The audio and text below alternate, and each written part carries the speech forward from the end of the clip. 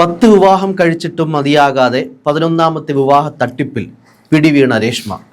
35-കാരിയ രേഷ്മ എന്തായാലും പോലീസ് പിടിയിലായതോടെ രേഷ്മ കൊടുത്ത മൊഴി മലയാളികളെ ഒന്നടങ്കം ചിരിപ്പിക്കുകയും അതേ കണക്ക് തന്നെ എന്താണ് ഒരു വല്ലാത്തൊരു കൗതുകത്തിലേക്കൊക്കെ എത്തിച്ചിരിക്കുകയാണ്. കാരണം ആദ്യമായിട്ടായിരിക്കും ഇത്രയും ഒരു വിവാഹ വലിയ തട്ടിപ്പിൽ പ്രതിയായതിനു ശേഷം തന്നെ ഇനി വെളിയിലേക്ക് വിട്ടാൽ താൻ ഇനിയും തട്ടിപ്പുകൾ നടത്തുമെന്നും അതുകൊണ്ട് തന്നെ ജയിലിൽ അടയ്ക്കണം, നമ്മൾ ഈ കളിയാട്ടൊക്കെ പറയും എന്നെ ജയിലിലൂടെ പ്ലീസ് എന്നൊക്കെ പറയത്തില്ലേ, അതേപോലെയായിരുന്നു രേഷ്മയുടെ മൊഴി. ഇതിൽ വളരെ ആസൂത്രിതമായിട്ട് നടത്തിയ ഒരു പഞ്ചായത്ത് അംഗത്തെ കല്യാണം കഴിക്കാനുള്ള എല്ലാ പദ്ധതികളും പോലീസും അത് കണക്ക് തന്നെ പ്രതിശ്രുത വരന്റെയും കൂടെ ശ്രമത്തിൽ പൊളിഞ്ഞു. അതും 11ാമത്തെ വരനെ കണ്ടുവച്ച് ആ വരനാണ് ഈ കല്യാണത്തിന് വേണ്ടി ഇവിടേക്ക് ഡ്രോപ്പ് ചെയ്തത് ഈ മഹദിയെ, കോട്ടയംകാരൻ. എന്തായാലും ഇല്ലേ, രേഷ്മയുടെ കണക്കുള്ള വിവാഹ തട്ടിപ്പ് കാര്യയെ നമ്മൾ മലയാളികൾ കണ്ടു കാണത്തില്ല ഇതിനു മുന്നേ. പോലീസ് മൊഴിയെടുക്കാനായിട്ട് പോലീസുകാരനും ഈ മാധ്യമത്തിൽ റിപ്പോർട്ട് ചെയ്യുന്ന മാധ്യമപ്രവർത്തകർക്ക് ചിരിച്ചോണ്ടാ പറയുന്നത്. കാരണം സ്നേഹത്തിന് വേണ്ടി കൊതിക്കുന്ന ഒരു മനസ്സാണ്, സ്നേഹാന്വേഷിയാണ്. എന്തുകൊണ്ടാണ് നിങ്ങൾ ഇങ്ങനെ ഈ 10 വിവാഹം കഴിച്ച ആൾക്കാരെ പറ്റിക്കുന്ന വെച്ചാൽ പറഞ്ഞത് സ്നേഹമില്ല, എനിക്ക് ചെറുപ്പം തൊട്ട് സ്നേഹം കിട്ടിയിട്ടില്ല, സ്നേഹത്തിന് വേണ്ടി ഞാൻ ഏതറ്റം വരെയും പോകും എന്നാണ് പറഞ്ഞത്. അതായത് പുള്ളിക്കാരുടെ ഒരു റേഞ്ച് എന്ന് പറഞ്ഞാൽ 2 ആഴ്ചയാണ് ഒരു വിവാഹത്തിന്റെ കാലാവധി. പിന്നെ എങ്ങനെയോ ഒരു കുട്ടി ഉണ്ടായിട്ട് ഇവരുടെ അമ്മ ഇപ്പൊ കൊല്ലംകാരനായിട്ട് യുവാവിന്റെ കൂടെയാണ്, അവിടെയുള്ള ഭർത്താവിന്റെ കൂടെയാണ് താമസിക്കുന്നത്. അപ്പോൾ അവരുടെ അവസ്ഥയൊന്നും ആലോചിക്കും. ഇനി അമ്മയ്ക്ക് ഇതിൽ പങ്കുണ്ടോന്നോ നമുക്ക് അറിയില്ല, ചിലപ്പോൾ ഇല്ലായിരിക്കും, അറിവില്ലായിരിക്കും. എന്തെങ്കിലും ഒരു കുഞ്ഞു അമ്മയും ഇതുപോലുള്ള ഭർത്താക്കന്മാരിൽ ഒരുത്തിന്റെ കൂടെ അവിടെ ഉണ്ട്, താമസിക്കുന്നുണ്ട്, മരുമകന്റെ കൂടെയാണ് താമസിക്കുന്നത്. അപ്പോൾ എനിക്കൊന്ന് കേരള ചരിത്രത്തിൽ, ഇന്ത്യയുടെ ചരിത്രത്തിൽ തന്നെ ആദ്യമായിട്ടായിരിക്കും ഇത്രയധികം വിവാഹ തട്ടിപ്പ് നടത്തിയ ഒരു സ്ത്രീ അല്ലേ. പുരുഷന്മാരെയൊക്കെ നമ്മൾ പണ്ട് തൊട്ടേ നമ്മൾ കേൾക്കുന്നുണ്ട്, കല്യാണ തട്ടിപ്പ് വീരന്മാരെന്ന് പറഞ്ഞ് നമ്മൾ പണ്ട് തൊട്ടേ, അതായത് നൂറ്റാണ്ടുകൾ പഴക്കമുള്ള ഒരു ഹിസ്റ്ററിയാണ് പുരുഷന്മാർക്കുള്ളത്. എന്തായാലും അത് തിരുത്തി കുറിച്ചിരിക്കുകയാണ് ഈ കാര്യത്തിൽ. സ്ത്രീ സമത്വത്തിലേക്ക് എത്തിയിരിക്കുകയാണെന്ന് എനിക്ക് തോന്നുന്നു. അതെ, ഈ കാര്യത്തിൽ സ്ത്രീ സമത്വം, ഈ കാര്യത്തിൽ നമ്മുടെ ഇനി ഇതിന്റെ ഒരു കുറവുകൂടെ ഉണ്ടായിരുന്നുള്ളൂ. ബാക്കി എല്ലാത്തിലും സ്ത്രീ സമത്വമായിരുന്നു. ഇപ്പോൾ കഴിഞ്ഞ ഒരു കേസ് നമ്മൾ നോക്കുകയാണെങ്കിൽ 15 വയസ്സുകാരനെ മറ്റേ ബ്ലാക്ക് മെയിൽ ചെയ്ത് റേപ്പ് ചെയ്ത കേസിൽ ഒരു സ്ത്രീയാണ്. അപ്പം അത് പൂർത്തിയായി. പണ്ട് നമ്മുടെ സിനിമയ്ക്കകത്ത് സലിംകുമാർ പറയുന്ന പോലെ ഒരു പാൽക്കാരൻ ചക്കനെ 100 പെമ്പിള്ളാർ ചേർന്ന് ബലാത്സംഗം ചെയ്യുന്ന നാടാണെന്നും പറഞ്ഞ് കുളവും കൊള്ളുന്നത് നമ്മൾ തമാശയായിട്ട് കേട്ട് ചിരിച്ചു. പക്ഷെ പിന്നീട് അത് ക്രൈമിന്റെ എല്ലാ മേഖലകളിലും സ്ത്രീ പ്രാതിനിധ്യം കൂടിയത്. അപ്പൊ അതുപോലെ തന്നെ ഇപ്പൊ ലൈംഗികതയുടെ കാര്യത്തിലായാലും ഈ പറയുന്ന റേപ്പിന്റെ കാര്യത്തിലായാലും പോക്സോ കേസുകളിൽ, അതോടെ കൊലപാതക കേസുകളിൽ ഇതേ ലേറ്റസ്റ്റ് ഒക്കെ വന്നുകൊണ്ടിരിക്കുകയാണ്. ഞെട്ടിക്കുന്ന ചുഴുചൂടൻ വാർത്തകളാണ് വന്നുകൊണ്ടിരിക്കുന്നത്. സ്ത്രീകളാണ് അതിന്റെ എല്ലാത്തിനും മുഖ്യധാരയിൽ നിൽക്കുന്നത്, ചുക്കാൻ പിടിക്കുന്നത്. അപ്പൊ അക്കൂട്ടത്തിൽ രേഷ്മയെ സത്യത്തിൽ ചിരിപ്പിക്കുകയും ചിന്തിപ്പിക്കുകയും ചെയ്യുന്നത്. ഇക്കാലത്ത് വിവാഹമോചനങ്ങൾ കൂടി വരുന്നൊരു കാലഘട്ടത്തിൽ, സ്ത്രീകൾക്ക് വിവാഹമേ വേണ്ട എന്ന് പറയുന്ന കാലഘട്ടത്തിൽ, അതായത് ഒരു പങ്കാളി സഹിക്കാൻ വയ്യ. കാരണം പലതരം ഇപ്പൊ പറ്റിക്കാനാണെങ്കിൽ പോലും ഒരു ജീവിതം വെച്ച് ഇങ്ങനെയൊക്കെ കളിക്കുന്ന ആൾക്കാരെങ്കിൽ പിന്നെ മോഷ്ടിച്ചാൽ പോരെ, എന്തിനാണ് ഇങ്ങനെ ഇത്രയും കഷ്ടപ്പെട്ട് വിവാഹം നടത്തി ഹണിമൂൺ ഈ കെട്ടാൻ പോയത്. ഈ പഞ്ചായത്ത് മെമ്പർക്ക് കൊടുത്തിരുന്ന ഒരു ഡേറ്റ് എന്ന് പറഞ്ഞു കഴിഞ്ഞാൽ ഒരു മാസമല്ല ഒരാഴ്ചയാണ് ഹണിമൂണിന് കൊടുത്തിരുന്ന പുള്ളിക്കുള്ള ദിവസങ്ങൾ. പുള്ളി അതൊക്കെ കൊതിച്ചിരിക്കുമായിരുന്നു. അപ്പോഴാണ് പണിപാളി കിട്ടിയത്.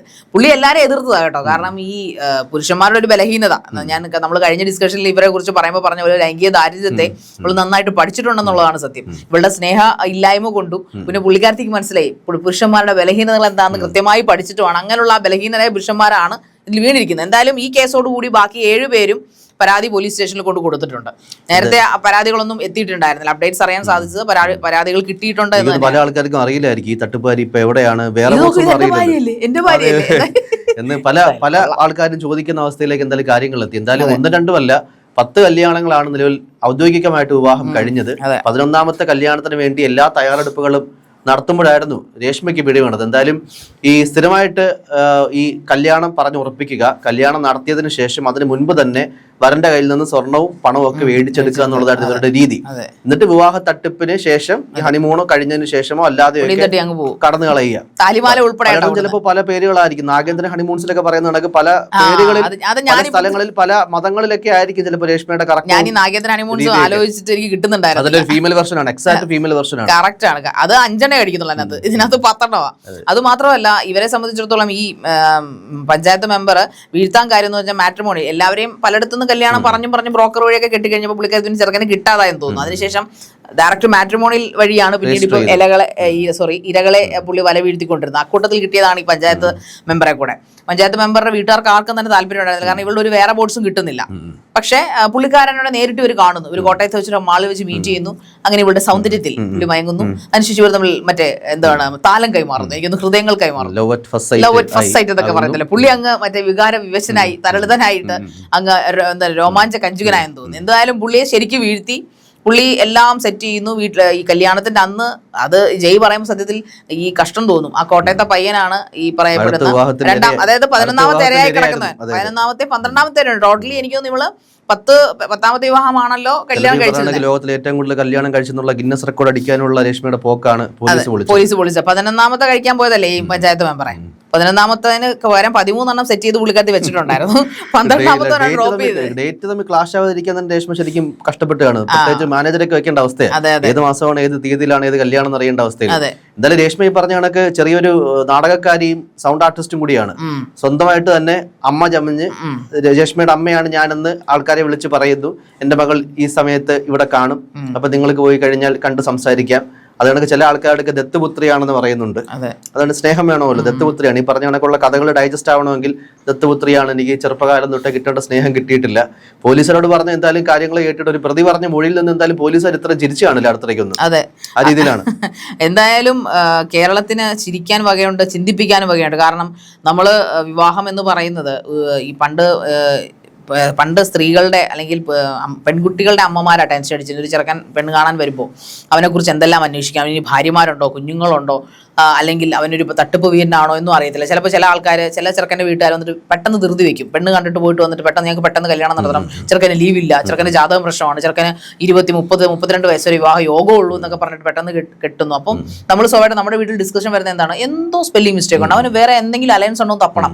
പക്ഷെ ഇനിയിപ്പോൾ നേരെ തിരിഞ്ഞൊന്നും എനിക്ക് തോന്നുന്നു. കാരണം ചെറുക്കന്മാർക്ക് ഒരു പക്ഷേ പരക്കെയുള്ള റിലേഷൻഷിപ്പ്, അതായത് പരസ്യമായിട്ടുള്ള റിലേഷൻഷിപ്പേ ഉണ്ടാവത്തുള്ളൂ. ഞാൻ 2 പേർ പ്രേമിച്ചിരുന്നു, അത് 2 എന്നെ തേച്ചിട്ട് പോയി എന്നുള്ള രീതിയിൽ. പക്ഷേ പെണ്ണിനെ സംബന്ധിച്ചിടത്തോളം ഇതെല്ലാം തപ്പിയെടുക്കേണ്ട ഒരു അവസ്ഥയാണെന്ന്. കാരണം അവരെത്ര പുരുഷന്മാരോട് അവൾ ജീവിച്ചിട്ടുണ്ടെന്നോ അവക്കിനിയും ഇവൻ ഒരു സ്ത്രീ, എനിക്ക് തോന്നുന്നു സമൂഹം ഇത്ര മണ്ടന്മാരായതുകൊണ്ടാണോ സ്ത്രീക്ക് ബുദ്ധി കൂടി പോയതാണോ എന്ന് എനിക്കറിയില്ല. ഇവൻ പ്രഗ്നന്റ് ആണെങ്കിൽ പോലും കണ്ടുപിടിക്കാൻ പറ്റാത്ത അവസ്ഥയായിരുന്നു. ഒരു 5-6 വയസ്സ് ഒന്ന് മറ്റേ ഇതൊക്കെ ഒന്ന് കെട്ടിവെച്ചിട്ട് വണ്ണമൊക്കെ വെച്ച് കഴിഞ്ഞാൽ അവളെയും ചിലപ്പോൾ ഈ പൊട്ടന്മാരായിട്ടുള്ള സമൂഹത്തിലുള്ള ഈ പറയുന്ന പോലെ ലൈംഗിക ദാരിദ്ര്യം പിടിച്ച ഒരു വിവാഹം കഴിക്കാൻ തയ്യാറാവും. ജനറലൈസ് ചെയ്തല്ല നമ്മൾ പൊട്ടന്മാരെന്ന് പറയുന്നത്. കാരണം വേറെ ഒന്നും കൊണ്ടല്ല, അത്രയ്ക്ക് ബുദ്ധിയില്ലാതെ പോയോ മലയാളികൾക്കെന്ന് ചിന്തിക്കേണ്ടിയിരിക്കുന്നു. കാരണം കാമത്തിന് കണ്ടില്ലെന്ന് പറയുന്നത് എന്തിനു വേണ്ടിയിട്ടാണ് ഇങ്ങനെ ഓടുന്നത്, എന്തുകൊണ്ടാണ് ഇതിനെക്കുറിച്ച് അന്വേഷിക്കാതിരുന്നത്? നമ്മളിപ്പോൾ വിവാഹം കഴിച്ചില്ല എന്നൊരു നമ്മൾ മരിച്ചു പോകത്തൊന്നുമില്ല. വിവാഹം അല്ല എൻഡ് ഓഫ് ദ ലൈഫ് എന്ന് ഇനിയിപ്പോൾ പുരുഷനെ കൂടെ പറഞ്ഞു പഠിപ്പിക്കേണ്ട ഒരു അവസ്ഥയായി മാറിയിരിക്കുന്നു. സ്ത്രീകളോട് കണ്ടുപഠിച്ചോളും, ആ അവസ്ഥയിലേക്കാണല്ലോ വാർത്തകൾ വരുന്നത്. കണ്ടുകൊണ്ടും പഠിച്ചോളും. എന്തായാലും ഈ ഒരു ആര്യനാട് പഞ്ചായത്തിലെ വാർഡ് അംഗത്തെ കല്യാണം കഴിക്കാനുള്ള പോക്കിനിടയ്ക്കായിരുന്നു എന്തായാലും കാര്യങ്ങൾ പൊളിഞ്ഞത്. കാര്യം ഈ കല്യാണത്തിന് മുൻപ് കുറച്ച് ദിവസങ്ങൾ ഇയാളുടെ തന്നെ ഒരു സുഹൃത്തിന്റെ വീട്ടിലേക്ക് ഈ യുവതിയെ കൊണ്ട് താമസിപ്പിക്കുകയാണ്. കല്യാണ ദിവസം കുളിച്ചിട്ട് വരാമെന്ന് പറഞ്ഞിട്ട് ഈ രേഷ്മ കുളിമുറിയിലേക്ക് പോകുന്നു. അതിനുശേഷം ഈ വാർഡ് മെമ്പറിന്റെ ഭാര്യ, അതായത് ഈ സുഹൃത്തിന്റെ ഭാര്യ കുളിക്കാനായിട്ട് കയറുമ്പോൾ അവിടെ കുളി അല്ലെങ്കിൽ നമ്മുടെ ബാത്റൂം നനഞ്ഞിരിക്കുമല്ലോ, അങ്ങനെ കുളിച്ചതിന് ലക്ഷണങ്ങളൊന്നും കാണുന്നില്ല. അങ്ങനെ മൊത്തത്തിൽ ഇവർക്ക് ആദ്യമേ ഈ സ്ത്രീയുടെ പെരുമാറ്റത്തിലൊക്കെ ചെറിയ സംശയം ഉണ്ടായിരുന്നു. അങ്ങനെ ഇവർ അങ്ങോട്ട് മാറിയ തക്കത്തിൽ ഇവരുടെ ബാഗ് പരിശോധിച്ചപ്പോഴാണ് മുൻകാല വിവാഹങ്ങളുടെ സർട്ടിഫിക്കറ്റുകൾ ഭദ്രമായി സൂക്ഷിച്ചിരിക്കുന്നത് ബാഗ് കിട്ടിയത്. വളരെ സമർത്ഥമായിട്ട് തന്നെ ഡോക്യുമെന്റ്സ് ഒന്നും കളയത്തില്ല കേട്ടോ. കാര്യത്തിലേക്ക് വളരെ ആത്മാർത്ഥതയുള്ള തട്ടിപ്പുകാരിയാണ്. എന്തായാലും അതിനുശേഷം പോലീസ് സമർത്ഥമായിട്ട് തന്നെ രേഷ്മയുടെ എല്ലാ പ്ലാനുകളും പൊളിച്ചുകൊണ്ട് 11ാമത്തെ വിവാഹത്തിലേക്ക് കാര്യങ്ങൾ എത്തുന്നതിന് മുൻപ് വിവാഹ തട്ടിപ്പ് വരുത്തിയെ പിടികൂടി. എന്തായാലും കേരളത്തിലെ ആണുങ്ങളൊക്കെ ഇനി ശ്രദ്ധിക്കുമെന്ന് തോന്നുന്നു അല്ലേ? എത്ര വഞ്ചാര വാക്കുകൾ പറഞ്ഞ് യുവതികൾ വന്നു കഴിഞ്ഞാലും അവരുടെ വേറെ ബോട്ട്സ് ഒക്കെ തിരക്കണം. ഇല്ലെങ്കിൽ താനും ഈ പറഞ്ഞ കണക്ക് തന്നെ നാളെ നാഗത്തിന് ഹണിമൂൺസിന്റെ അവസ്ഥയായി പോകുന്ന ആണുങ്ങൾ പോലും ചിന്തിക്കുന്ന അവസ്ഥ എത്തിയില്ല. ശരി, അതെ തീർച്ചയായിട്ടും. കാരണം ഞാൻ നേരത്തെ സൂചിപ്പിച്ച പോലെ പണ്ട് പെണ്ണുങ്ങൾക്ക് ഒരു ആലോചന വരുമ്പോഴാണ് ഈ പറയുന്ന പോലെ എല്ലാം ചിക്കി ചികഞ്ഞ് തിരക്കി 10ൽ 10 പൊരുത്തം ആണുങ്ങളുടെ ഗുണഗണങ്ങളും അവരുടെ ബന്ധുക്കളും അവരുടെ അമ്മാവനെയും പിന്നെ അവൻ എവിടൊക്കെ ദൂരെയൊക്കെ ബന്ധുക്കളുണ്ടോ അതെല്ലാം തിരക്കി പിടിച്ച് കെട്ടിച്ചു കൊടുക്കും. സ്വഭാവമുണ്ടോ, വഴക്കാളിയാണോ അവൻ ഇപ്പൊ ആകെ ഒരു ടെൻഷൻ എന്ന് വെച്ചാൽ കഞ്ചാവ് MDMA ഒക്കെ ആണെന്നാണ് ഇപ്പൊ ആണുങ്ങളെ കുറിച്ചുള്ള ഒരു പേരുദോഷം. അത് മാത്രമേ ഉള്ളൂ അതുങ്ങളെ കുറിച്ച്. ബാക്കി ഇപ്പൊ എന്ന് പറഞ്ഞ പെണ്ണുങ്ങളാണ്. അവര് MDMA ആണോ, കഞ്ചാവാണോ, ലൈംഗിക തൊഴിലാളിയാണോ, അതോ ഇനിയിപ്പോ മറ്റേ പിമ്പാണോ, അതോ മറ്റേ കൊലപാതകിയാണോ, എത്ര ടൈപ്പ് ഓഫ് വേഷങ്ങളാണ് ഇന്ന് സ്ത്രീകൾ കെട്ടിയാടുന്നത്. എന്തിനു വേണ്ടിയിട്ടാണെന്ന് ചോദിച്ചാൽ നമുക്കറിയില്ല. പൈസയാണ് ഇവിടുത്തെയൊക്കെ മെയിൻ റീസൺ. ഈ പറയപ്പെടുന്ന പോലെ ഈ വ്യക്തി രേഷ്മ എന്ന് പറഞ്ഞ വ്യക്തി പോലും പൈസയാണ് തട്ടിക്കൊണ്ട് പോകുന്നത്. എന്നിട്ട് അവരെന്ത് നേടി എന്നുള്ളത് ഒരു ക്വസ്റ്റ്യൻ മാർക്കാണ്. അല്ലാതെ അവർ മനസ്സിലാക്കുന്നില്ല. അവർ നേരെ ജയിലിലേക്ക് പോയി, അവരുടെ ജീവിതം തീർന്നു. അപ്പോഴും കൂസലില്ലാതെ പറയുന്നത് എന്നെ പുറത്തേക്ക് വിടരുത്, നിങ്ങൾ ജയിലിൽ ഇട്ടോളൂ, ഇല്ലെങ്കിൽ ഞാൻ ഇനി വളരെ ഡ്രഗ് അഡിക്റ്റ് ആയിട്ടുള്ള ആൾക്കാരോ അല്ലെങ്കിൽ സീരിയൽ കില്ലർമാരൊക്കെ ഇങ്ങനെ പറയുന്നത് എനിക്ക് വളരെ ആസക്തിയുണ്ട്. ഞാൻ വീണ്ടും ചെയ്തു പോകും. അന്യ സിനിമയ്ക്കകത്തൊക്കെ പറയത്തില്ല, എന്നെ വെളി ഇറക്കി വിട്ടാൽ ഞാൻ ഇനിയും കൊല്ലും. അതുകൊണ്ട് പുറത്തങ്ങനെ ഇറങ്ങുവാണെങ്കിൽ പിന്നെ എങ്ങാനും മറ്റേ വശീകരിച്ച് കെട്ടിക്കൊണ്ട് പോയാൽ തീർന്നില്ല. എന്തായാലും പത്രമാധ്യമങ്ങളിൽ ഫോട്ടോ വന്നത് കൊണ്ട് ഒരു പകുതി മലയാളികളെങ്കിലും ഇതിനെപ്പറ്റി അറിഞ്ഞിട്ടുണ്ട്. പക്ഷെ ഇതിന്റെ നമ്മൾ തുടക്കത്തിൽ പറഞ്ഞ കണക്ക് തന്നെ അതിന്റെ ഏറ്റവും വലിയ ഗുരുതരമായിട്ടുള്ളൊരു പ്രശ്നം ഈ ക്രൈം മറച്ചു വെച്ച ആൾക്കാർക്കുണ്ട്. കാര്യം ഇവര് സമൂഹത്തിൽ നാണക്കേട് ഉണ്ടാകുമെന്ന് ഭയന്നുകൊണ്ട് തങ്ങൾക്ക് ഇങ്ങനെ ഒരു തട്ടിപ്പ് പറ്റി എന്ന് അന്നേ അറിയിക്കാനായിട്ട് ഈ 10 പേരുടെ ചരിത്രത്തിന് മുന്നേ ഉള്ള ഏതെങ്കിലും ഒരാള് തയ്യാറായെങ്കിൽ ഈ അന്ന് പറഞ്ഞ കണക്ക് തന്നെ അന്നേ തന്നെ ഈ രേഷ്മയുടെ കള്ളികളൊക്കെ വെളിച്ചത്തായനെ, അല്ലെങ്കിൽ ആ പേരും പടവും അടക്കം പത്രമാധ്യമങ്ങളിൽ വന്നേനെ, ഒരു പുരുഷന്മാർ വീണ്ടും ഈ വലയിലേക്ക് വീഴാതിരുന്നേനെ. എന്തായാലും തട്ടിപ്പ് വെളിയിൽ വന്ന് തട്ടിപ്പുകാരിയുടെ ഫോട്ടോയും ചിത്രങ്ങളും അടക്കം മാധ്യമങ്ങളിൽ വന്നതിനെ തുടർന്ന് പഴയ പരാതിക്കാരും പഴയ ഇരകളും പഴയ വരന്മാരുമൊക്കെ രേഷ്മയ്ക്കെതിരെ രംഗത്തെത്തിയിരിക്കുകയാണ്. അതായത് കേരളത്തിന് ഒന്നാകെ നടുക്കിയ ഒരു വിവാഹ തട്ടിപ്പ് വീരത്തിയായിട്ട് രേഷ്മയുടെ ചിത്രം മലയാളികളുടെ മനസ്സിൽ പതിഞ്ഞു കഴിഞ്ഞു. അതുകൊണ്ട് പെണ്ണ് കെട്ടാൻ അല്പമെങ്കിലും താമസിച്ചെന്നേ ഉള്ളൂ. അതുകൊണ്ട് ധൃതി വെച്ച് എന്തെങ്കിലുമൊക്കെ കഥകളിൽ വീണ് ഈ പറഞ്ഞ പോലുള്ള ആൾക്കാരുടെ തലയിൽ അല്ലെങ്കിൽ ആൾക്കാരുടെ വലയിലേക്ക് വീഴാതിരിക്കുക എന്നുള്ളത് മാത്രമേ പറയാനുള്ളൂ. വിവാഹ തട്ടിപ്പ് വീരത്തികളും അരങ്ങുവാഴുന്ന ഒരു നാടായി നമ്മുടെ കേരളം മാറുകയാണ്. അതുകൊണ്ട് പ്രതിശുദ്ധപരന്മാരൊക്കെ കാത്തിരുന്ന് മാത്രം കാര്യങ്ങൾ തിരക്കി മാത്രം ഇനി വധുമാരെ തിരഞ്ഞെടുക്കുന്ന രീതിയിലേക്ക് എത്തണം എന്നുള്ളത് മാത്രമേ അഭ്യർത്ഥിക്കാനുള്ളൂ.